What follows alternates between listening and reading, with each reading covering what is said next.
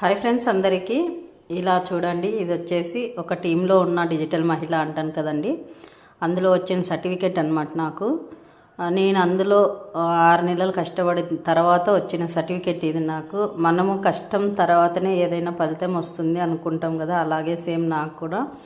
కానీ ఇదైతే నేను ఒక్కదాన్ని కష్టపడింది కాదండి. నా వెనకాల మా పిల్లలు ఉన్నారు, తర్వాత మా సార్ కూడా ఉన్నారు. చాలా హెల్ప్ చేశారనమాట. ఇది నాకు రావడానికి.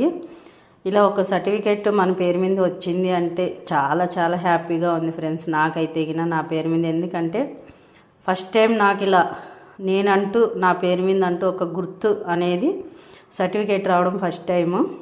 అందుకోసం చాలా హ్యాపీగా ఉంది. దీని వెనకాల మా పిల్లలు, మా సార్ కష్టం కూడా ఉందంటాను కదా. చాలా హెల్ప్ చేశారు ఫ్రెండ్స్ నాకు.